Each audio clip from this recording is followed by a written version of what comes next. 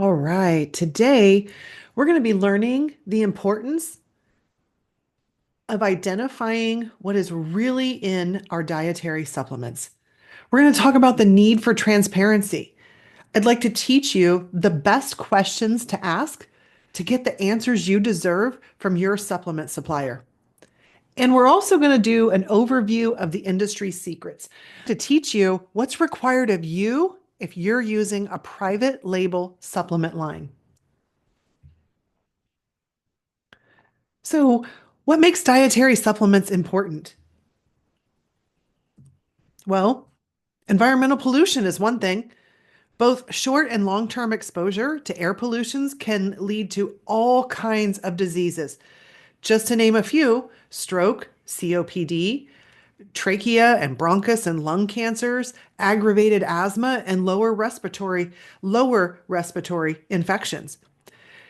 A group called Frontiers in Environmental Science reported in June of 22 that 80% of sewage generated from human activities is being discharged into our rivers and oceans without any treatment.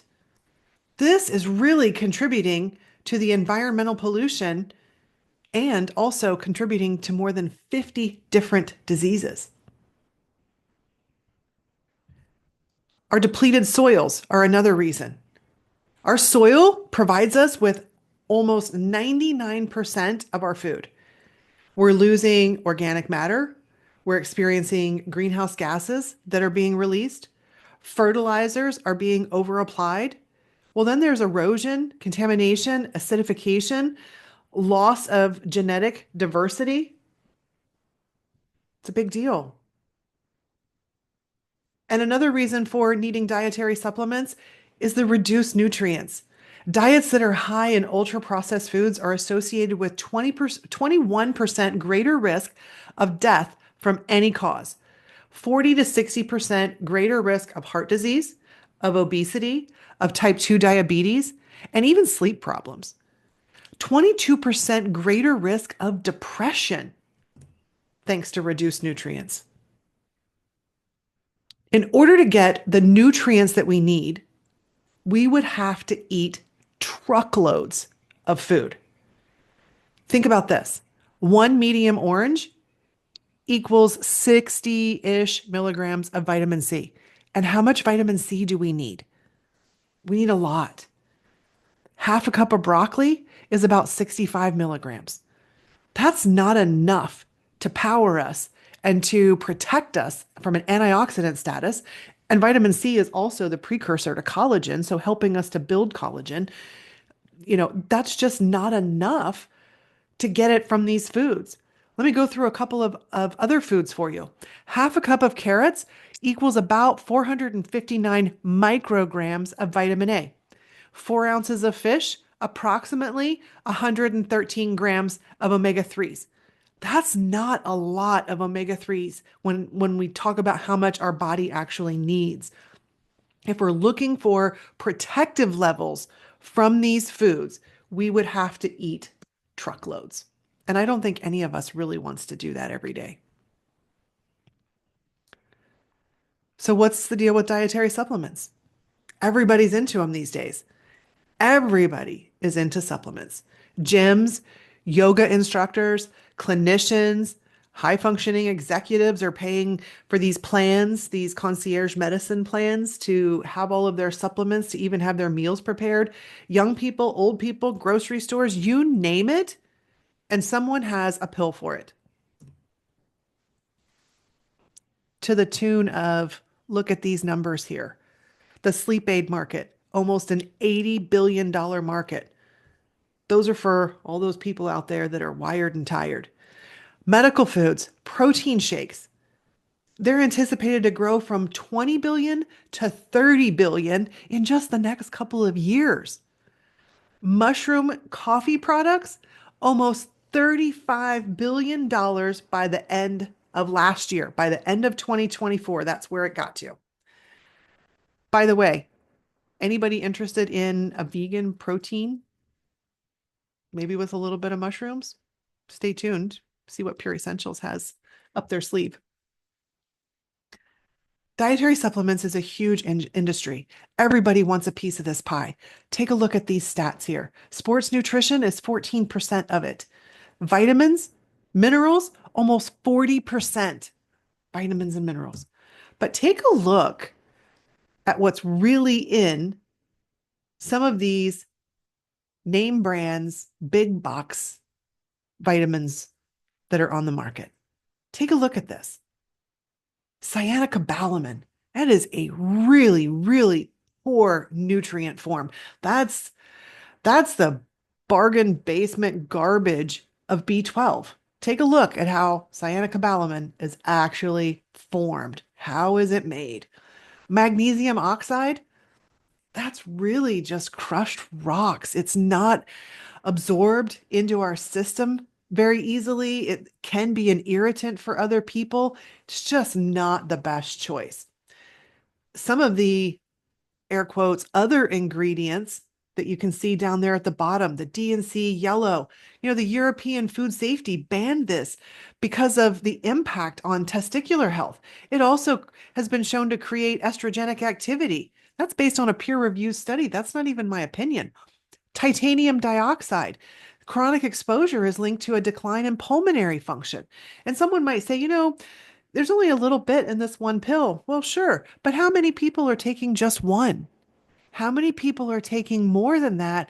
And it now is a toxic load. It's not just a little tiny bit in this one pill. We have to think about that too. So, how is someone to know what's in their supplements? Well, reading the label is the first place to start. Read the label. Then learn to spot the differences.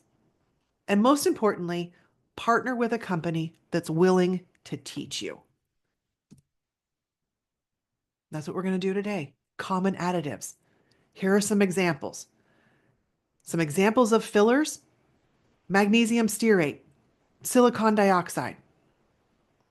Examples of binders: carrageenan, MCC, which is microcrystalline cellulose, gelatin. Don't get me started on what the sources of gelatin are. Anti-caking. Examples of anti-caking agent is magstearate, maltodextrin, polyethylene glycol. Then we get into a category called disintegrants. That helps something break down in the system for you. Crospovidone, croscarmylose sodium. Then we get into those coatings. What's on that tablet that makes it so shiny? Well, we've got HPMC. We have methylcellulose. We have polyvinyl alcohol. We have preservatives in supplements, both natural and synthetic. You have to take a look at that. Learn which ones are the synthetic ones. Look out for those parabens, BAH, benzoates. We can have natural vitamins A, vitamin C, vitamin E, certain amino acids. Look for brands that are using preservatives that have another function in the body. May not be a huge therapeutic dose, but at least they're not using benzoates, other plastics, other phthalates, other synthetic ingredients. We also have acidulants. That's things that make something kind of sour pucker taste. It helps to prevent mold. It could improve the color. It's a flavor enhancer. Citric acid, malic acid, ascorbic acid. These acids help. I learned recently that in the sourdough bread world, that sourdough bread is being marketed as sourdough, but it's really just the same yeasty bread as the other one. The companies are adding these acidulants that just make it sour because that's what the consumer is expecting. The consumer is expecting this bread to have a sour note to it. That's what sourdough is, but it's not necessarily true sourdough. So take a look. It's not just dietary supplements, it's your food too. All right, let's get into these fillers, okay? Top fillers to avoid. Top fillers to avoid. Magnesium stearate It's most often an animal-based product by pig, animal-based pig product. It can be plant. There are companies that are using um, palm palm oil powder, using that instead of mag stearate, but they're calling that out. They want to be known for not using traditional mag stearate. They want to be known for using it. When you look at that and you do see mag stearate or you see stearates from palm, the next level, the best level would be RSPO palm, certified RSPO. That's a different industry with all of its own issues in and of itself, but responsibly sourced palm oil, RSPO certified. Take a look. Next up is sodium benzoate. Combine benzoic acid with sodium hydroxide, which is made from toluene. It's a petroleum. It's a derivative of petroleum or coal lye. It's also a product of chlorine. I don't think we want that in our dietary supplements. Titanium dioxide, super reductive, but titanium dioxide is made from titanium slag. It's used as a pigment, or the pigment is extracted by using sulfuric acid and chlorine. That's how you get it out. And it's intended to make white things whiter. Google titanium dioxide powdered sugar. See what you come up with. Not every powdered sugar on the market. I'm not trying to, create the fear factor here, but take a look. There's a company that was in trouble for using titanium dioxide in their powdered sugar to make their donuts, powdered donuts, more powdery, white powdery. Next up to avoid, we have silicon dioxide. It's a sand extraction, quartz purification. And fun fact, sand pits at the Masters are quartz, not sand. So that's the same stuff that's being used as a filler in dietary supplements. Mag silicate, which is a combination of mag oxide, which we already talked about, and silicon dioxide, which we also already talked about. So combining the two of them as an anti-clumping kind of agent. Not a good deal. Not a good deal at all. Shellac. This is a fun one. Shellac, food grade shellac even, is a resin that's secreted by the female lac bug. The resin is gathered, it's crushed, it's sieved, it's washed, it's purified with ethanol. Don't get me wrong, ethanol is not a bad way of purifying or even extracting because the alcohol dries up, but that's the process, and I'm just relaying that to you. But it is still the resin secreted by the female lac bug. Carrageenan, red seaweed, Irish moss, Irish sea moss. It's processed to death with potassium hydroxide. It's not a good situation. It can cause GI side effects. I recently learned too that in alpha-gal syndrome clients, people that have the alpha-gal syndrome, this is a result of a Lone Star tick bite that creates an allergy to mammal protein, meaning someone was eating bacon cheeseburgers, going along with life, and all of a sudden they're bitten by this tick. They have this reaction. Now they have this allergy, and it can be anything from just a skin rash to itching to digestive distress, all the way to anaphylaxis. There are people now that are carrying EpiPens because of this particular allergy, and carrageenan can mimic that in the body for those people, for the alpha-gal community. Not a good deal. And here's a reminder. Potassium hydroxide, completely solo. We talked about potassium hydroxide just a couple minutes ago, but completely solo is a poisonous ingredient found in drain cleaner, fertilizer, herbicides, and paint remover. Try that one on for size. Now, if we were in person, this would be the time that I do a show and tell. Our team would come up and they would pass out all these little samples of all of the different materials because I would like to teach you. Grab your supplements and you can kind of follow along here. But I like to teach the audience what to look for in their supplements so that they can identify what they're made of. Now, bovine gelatin is really firm. It's not very malleable. If you were to take a pill out and drop it on the counter or drop it on the table, it would kind of give a clicking kind of noise to it. While carrageenan is a little bit softer than that bovine, it is kind of malleable. It's not super, here's a technical term, it's not super squishy and it's not cloudy. So it really looks like a pretty good option. Then we have tapioca. Tapioca is very soft, very malleable.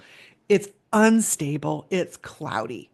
Pure Essentials had an experience with fish oils in tapioca, and it didn't work out very well. Those products never saw the light of day, or they never went out anywhere to anyone. But when you put a heavier oil in that tapioca, you get a very misshapen, very unreliable gel.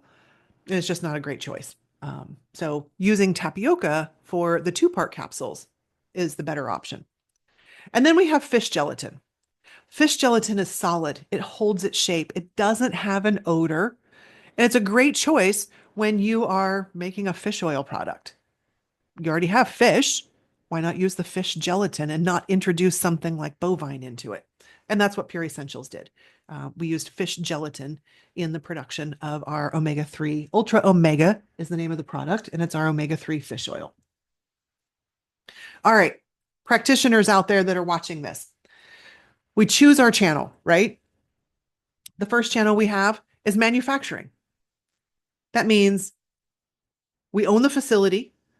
The R&D team is our team. Formulators, the quality team, the procurement team, the sales team, the shipping and receiving operation, all the labeling capabilities, everything is our responsibility. Next up, we have co-manufacturing. Co-manufacturing means that we partner with that manufacturer along with having our own internal teams.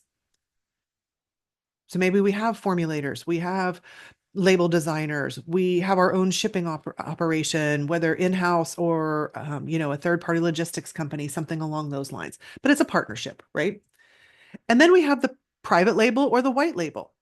This is where we, as clinicians, healthcare practitioners, wholesalers, professionals, we partner with a manufacturer or a co-manufacturer. We purchase their formulation. They've put it through R&D. They've put it through quality. It's just our label on someone else's creation. And that's cool. That's not a bad thing. Then we have the direct purchase, which means that we go to a company that sells finished goods and we purchase it wholesale direct from them. And then we resell that to our clients and customers. And likely if there are any consumers out there listening to this right now, that's the avenue or that's the channel that you're in. You go to the Walgreens or the Target or the Walmart or the Costco, the Whole Foods, to your doctor's office, you go somewhere to a retailer and you purchase their products. This is good for you because now you get to learn whether they actually manufactured or otherwise. All right, manufacturing, which means you're on the hook to know it all and to do it all. So manufacturing means procurement, identification of the raw material, testing the validity of the raw material. It's OSHA in the building, it's sales, it's R&D, scientific research, clinical studies, machine and facility maintenance. You have to do your due diligence when you are choosing manufacturing. Ask for the records. Ask for a tour. Ask about the processes. Pure Essentials found that in some situations, and I hope everyone can see that little Easter egg right there. When you see that Easter egg, that's your clue. A real life experience story is getting ready to happen. But in our search and our inspection of manufacturers, even CGMP Things can happen. We found that in one particular situation, corn maltodextrin, because it is kind of, it's not astringent, what's the word for it? Abrasive. It's kind of abrasive. They were using that to flush the machines between runs instead of the full breakdown and full clean. Corn maltodextrin was used. Not a good thing. Then we move on to co-manufacturing. Co-manufacturing, you're on the hook to know it all, to do it all, and you have to then double check that the manufacturer that you partnered with is doing it all too. So R&D, scientific research, possibly clinical studies, document review of every single raw ingredient, the composition of every single raw ingredient, CGMP questionnaire reviews for the operations, CGMP questionnaires to review and to qualify third-party testing labs. It's a lot involved in that. Oh, there's another Easter egg.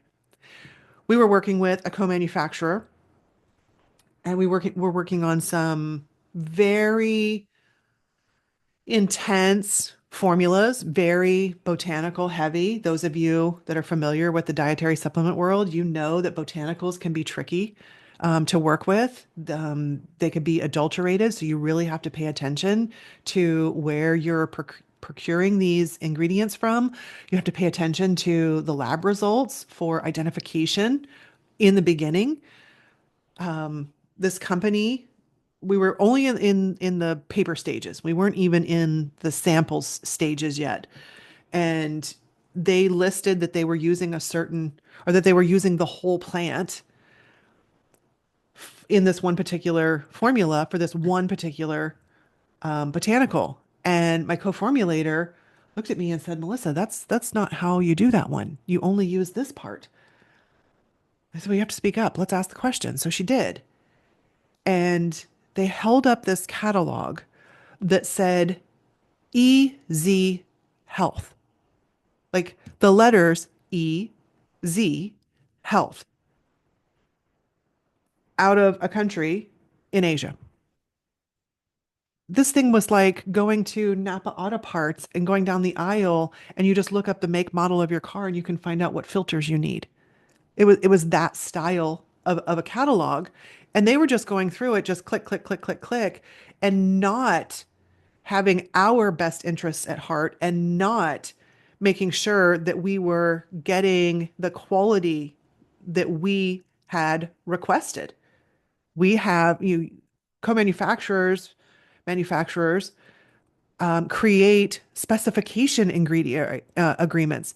So we mapped out exactly what our standards are. Standards and specifications. This is what we will accept. It becomes your contract.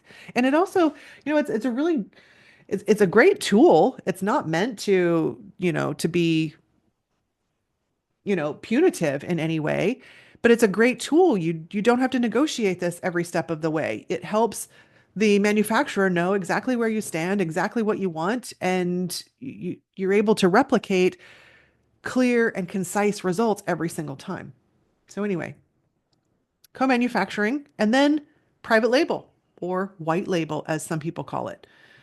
Private label, I know it sounds weird, but according to the FDA, a private label has the same responsibility as the co-manufacturer. So anybody out there private labeling, this conversation is for you.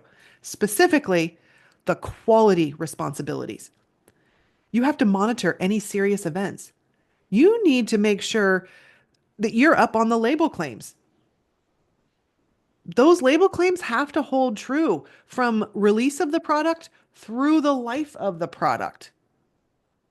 Make sure you know what you're getting into. It's not as simple as I'm just going to private label, here we go. And then there's direct purchasing. And technically this is reselling, right? You're purchasing someone else's product and then you're retailing it. So that one's pretty cut and dry. I want to call this out to you really quickly. This is from the 21 CFR. That's the Code of Federal Regulations. Although a firm may contract out certain dietary supplement manufacturing operations, it cannot contract out its ultimate responsibility to ensure that the dietary supplement it places into commerce or causes to be placed into commerce is not adulterated for failure to comply with dietary supplement CGMP requirements. I don't think I have to go any further into that for everybody to understand that even if you private label a supplement from another reputable company, you are still responsible for anything that happens to that product. All right, processing practices. Let's get into it. Let's talk about raw materials. They're all processed differently. Not good, not bad, just they are. And I want to share that with you. Each country can have different practices. Different parts of the plant have different effects on the body. You heard me just talk about my co-formulator and how she called that out. Diverse processes or process practices are to be expected for different materials. Some use hot water, some use alcohol. Sometimes a flow agent is necessary to prevent sticking in the machine or to prevent clumping. Those things are necessary. Got it. Those are mechanical needs, in this whole process. The cranberry journey. So we were looking for a cranberry. We wanted to put it in one of our products, our new ultra symbiotic, prebiotic, probiotic product. And interestingly enough, the US produces over 90% of the world's cranberry crop. I didn't know that until we started researching these things. And about 85% of this cranberry is produced in the North and the Northeast, so primarily split between Wisconsin and Massachusetts. However, there is a small percentage of the U.S. cranberry that is grown in the cool coastal regions of Oregon. This climate helps to produce some really special qualities in the harvested fruit. The key anthocyanin content in Oregon grown cranberries is significantly higher than in the fruit harvest of the Northeast. Oregon produces, as far as anthocyanins go, 70 milligrams out of 100.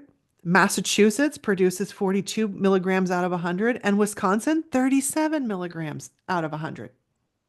So that high content of therapeutic constituents is why we were sourcing brand X from the Oregon coastline. In conversation, it slipped that the cranberry was frozen, shipped to China to be processed. So sprayed, dried, pulverized, powderized, repackaged, and then shipped to California to be sold from California.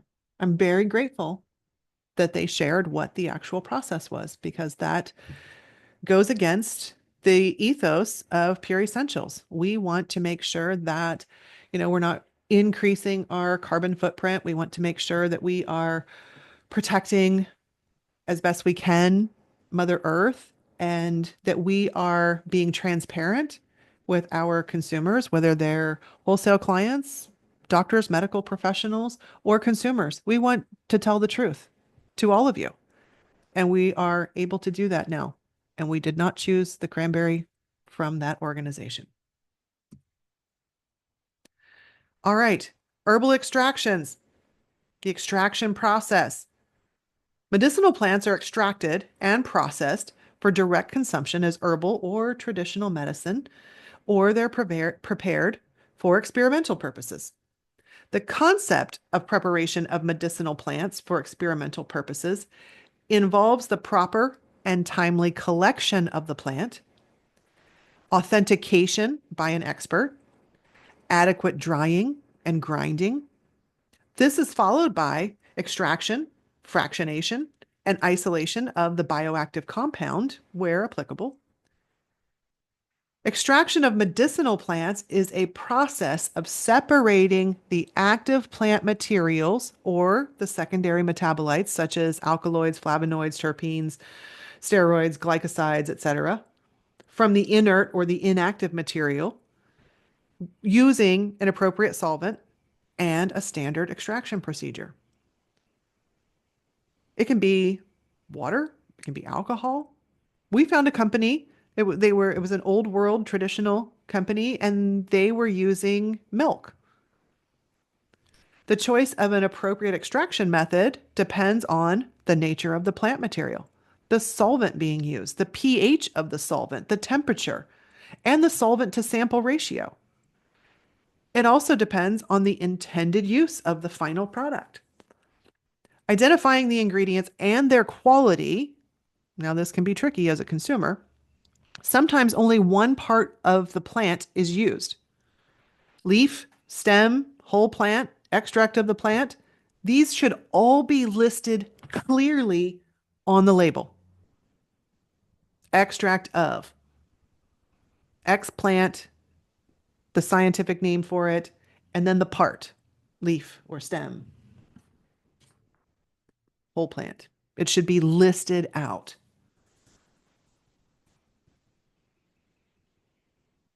There can be an impact on the efficacy if we don't know how these herbs were extracted. I encourage you to Google Alchemist Labs bromide. Read the full story. We're associated, not associated with, we use, so we associate with Alchemist Labs as a third party testing resource. So we associate with, we're not associated with, sorry, I misspoke there. We want to use reputable labs to backtest what our final product C of A, certificate of analysis, says. And that's the business that Alchemist is in. And they did this and they found that bromide, which is a toxic chemical, was being used to extract. They found that because they were finding bromide in the product, the final product. Take a look at that story. That one's a bonus for you. So speaking of solvents that we want to avoid, there's a list here. Take a look at benzene. You will see benzene if you look deep enough, if you look into how these herbs are processed. Class 2 solvents. These are listed to be limited. But take a look at what's actually on here. Just kind of an FYI, ethylene glycol, that's used as an anti-caking agent. Toluene, it's a sodium benzoate component. So if we talked about sodium benzoate and the effects that that has, if toluene is a component of that, and you just have a little bit in this one supplement, think about the whole load of that toxicity when you take more than just one supplement. All right, class 3 solvents with a low toxic potential listed here. Low toxic potential, but still not amazing. You might want to take a look at your supplements. Ask your supplement provider.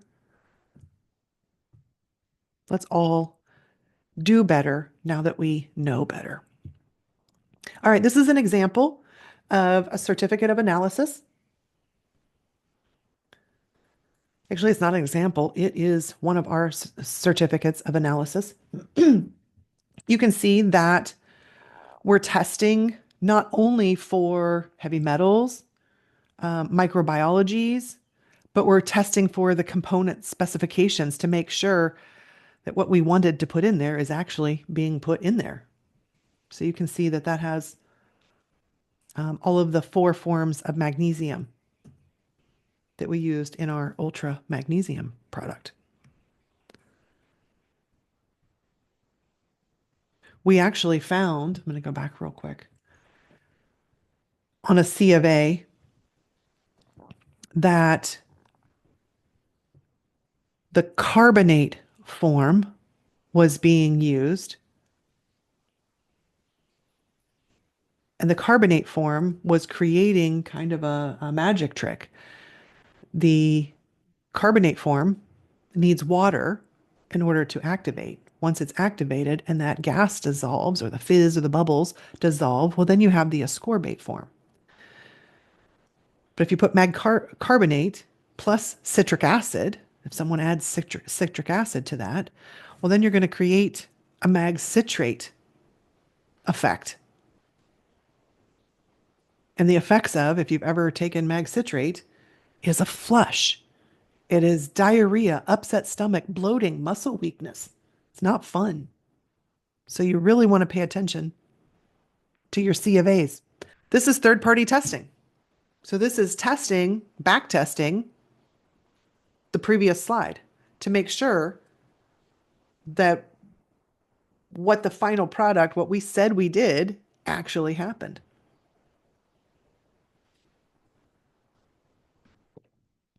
So you can see it right there. So practitioners, wholesale customers, even consumers, it is okay for you to ask your supplement supplier these questions. Consider asking these questions. May I see the third-party lab results? How about the pesticide testing results? The current C of A for this batch? All these other questions. The first three questions, they really all go together. You can confirm this on the C of A, the certificate of analysis, the batch records, third-party testing. They all kind of go together.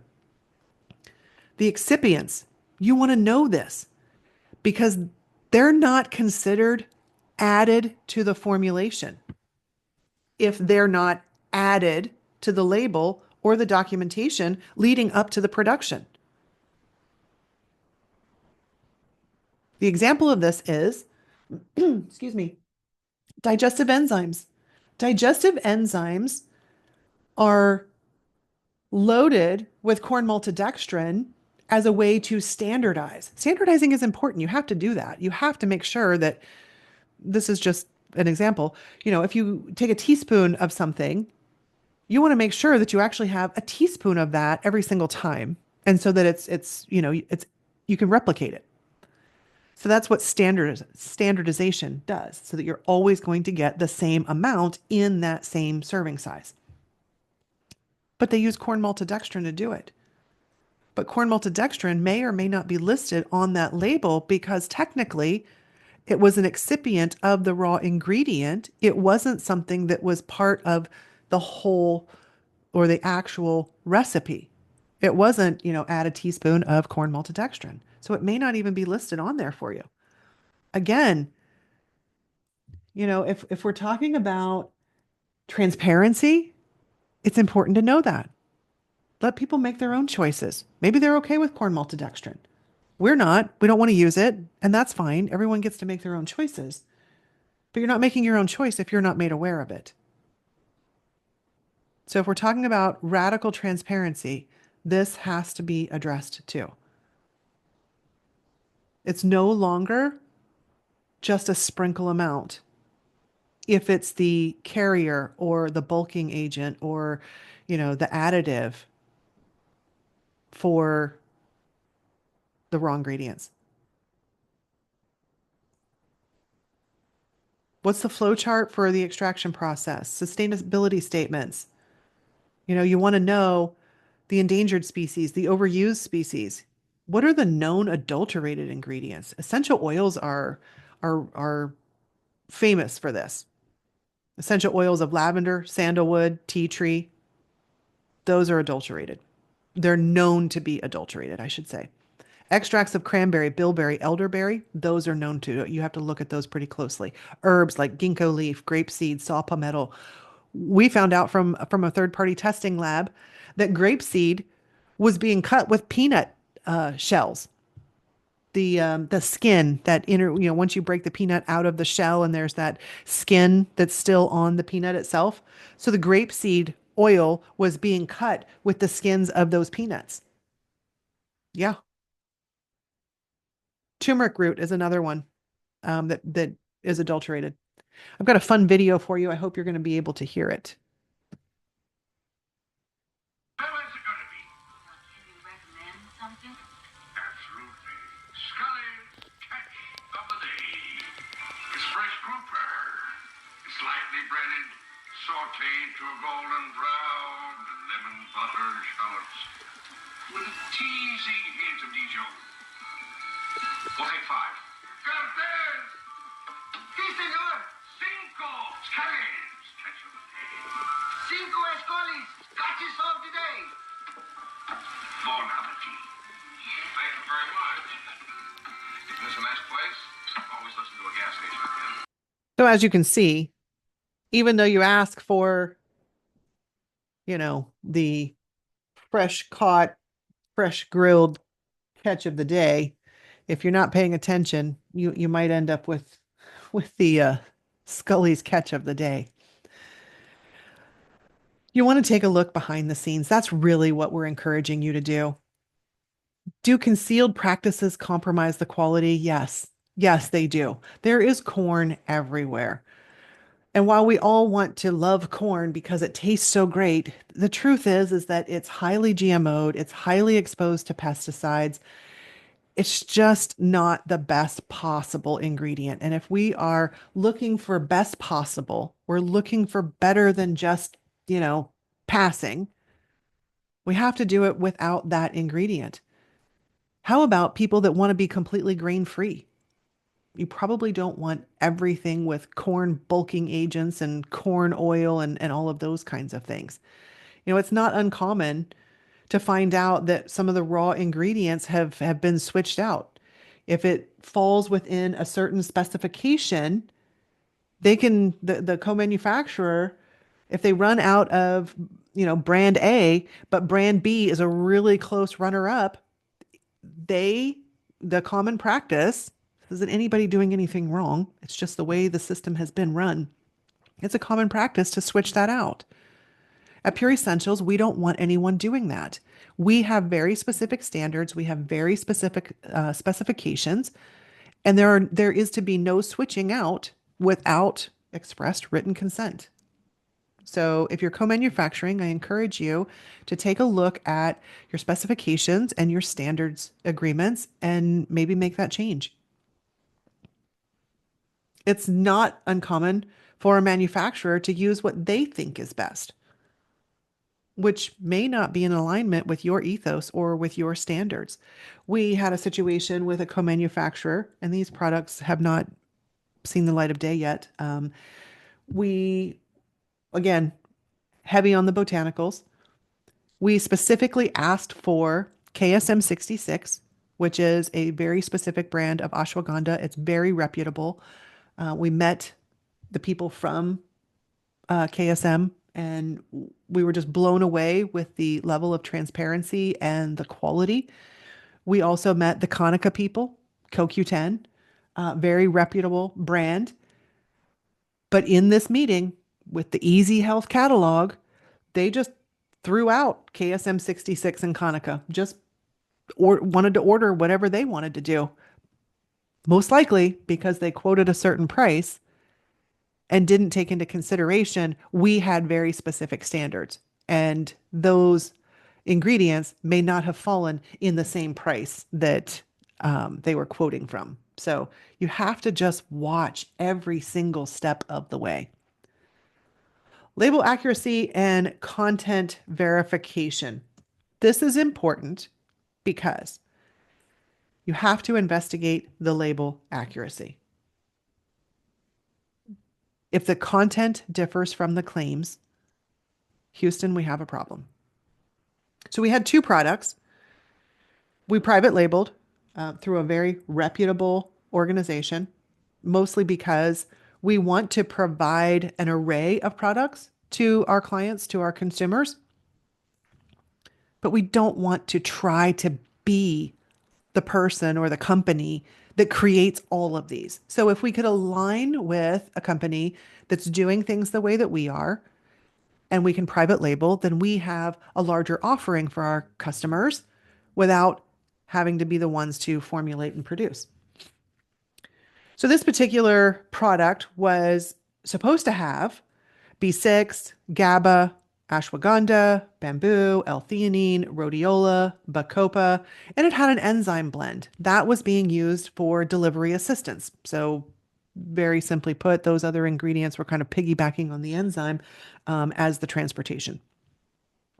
We sent this off for third-party testing. You know, like I said in the beginning, when you private label, you are responsible for this product if it has your label on it. So, you know, we have to send it out for third-party testing just like we would if we had been the ones to formulate it. Sadly, the testing couldn't detect bamboo, couldn't detect rhodiola, and couldn't detect ashwagandha.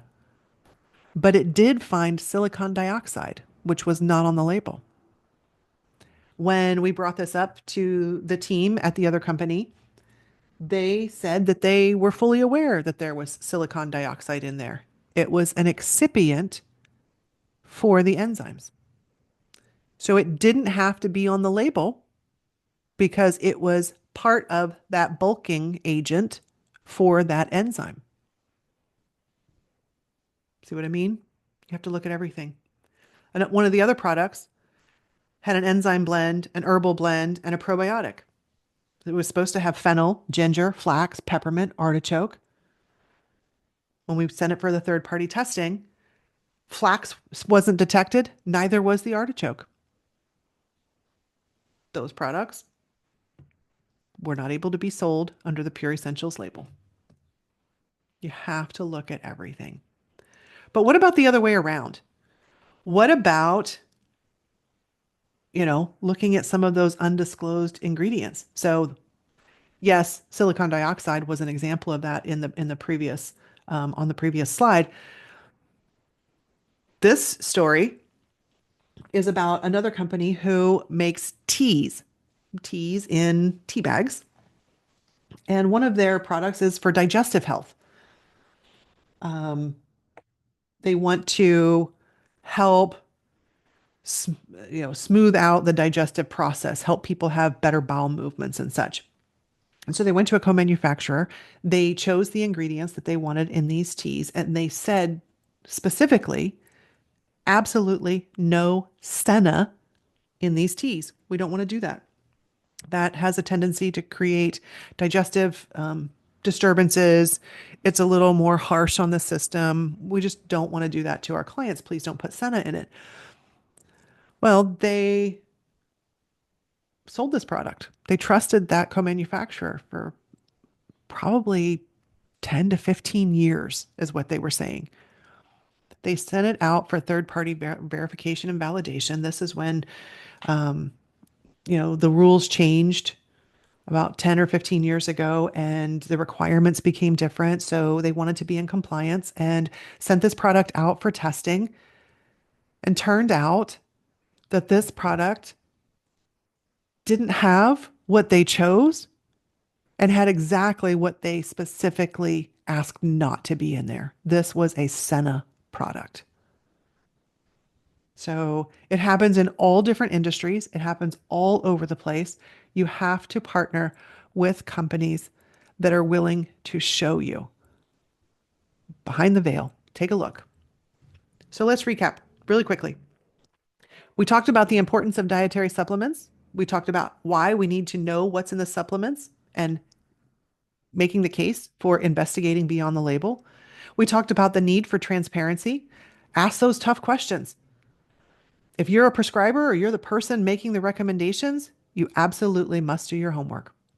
I gave you a very brief overview of the industry secrets to be an FDA compliant, true clean label. Even if you are private labeling, you're responsible for the product that you're bringing into the world. So I hope that this brought you information. I hope that you have even more questions. When you do, please email us at client-services@pure-essentials.com.